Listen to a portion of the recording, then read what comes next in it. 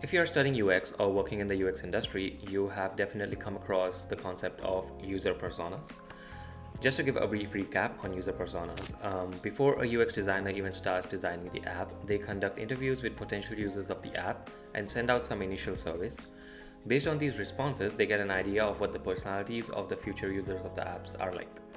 To capture these users with a broad stroke, designers use user personas. The designers create fictional users, give them names, personality traits, and fake backgrounds to match with the population they interviewed and surveyed. The designers then use these personas throughout the design process to never lose track of what the user's expectations and goals of the app are. These personas are set to make it easier for people to empathize with their potential users and keep their needs in mind. If you are a UX designer and you love using user personas in the design process, you can thank Alan Cooper, who invented this tool, which he detailed in his book, The Inmates Are Running the Asylum. It is a little strange that Alan's name never came up in any of my classes during my master's degree in UX, and neither have I heard about him in any discussion based on UX.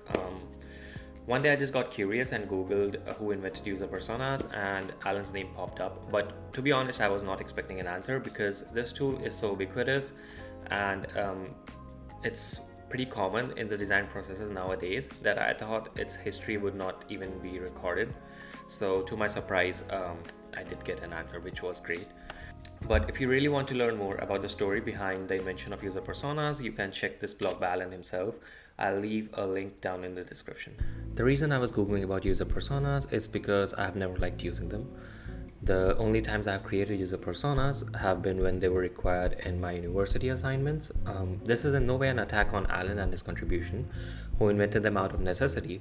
I'm just taking a critical look at the tool. At this point, I should let you know that while making this video, I came across a blog by Alan Cooper where he disavowed the user personas being used today and says that they drastically differ from the types of personas and research that he and his team came up with back in 1999 or even a few years before that when they were using these personas. So the personas I'm critiquing today are the ones we use in design today and not necessarily the ones that Alan created back in those days. Secondly, I would also like to mention that I did come across a research that created three groups of designers and ended up concluding that the designers that had user personas performed better than the ones that did not. But again, I don't necessarily take it as a conclusive proof because it can also depend on the designers themselves and what types of design backgrounds they come from, what types of creative choices they make, and what types of problems they like solving and what grabs their attention, etc. If there are numerous such studies that end up with the same result, then it makes sense to conclude that user personas do actually help in the design process. Lastly, there are some studies which I just could not access because of my limited resources. User personas have been a part of every UX course for as far as I can remember, not only in university courses but also on YouTube and in design blogs. I remember using them during the start of my career, and after a few weeks of progress in our product, we would just toss them aside and focus on interview answers and survey responses directly. Similarly, in all the class projects, I never liked using them, but even my peers, I saw them making user personas out of a habit of their design process, rather than out of necessity for the project's progress or the product's benefit. I asked a professor at my university about user personas and their usefulness, and although they did not directly endorse or reject them, their answer suggested that they didn't use them much either. And that's not an answer that you expect for something that's basically a UX design standard nowadays. I think user personas take too much time and effort, and they do not deliver the same level of value.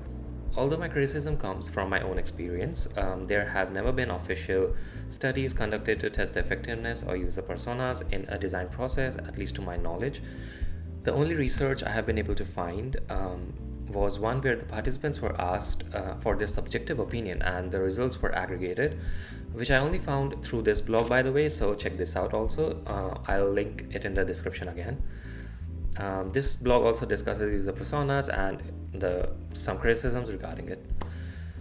Although first-hand experience, questionnaires, and subjective opinions can help get an idea about how people feel about a certain thing, they do not remove the bias of habit and conditioning.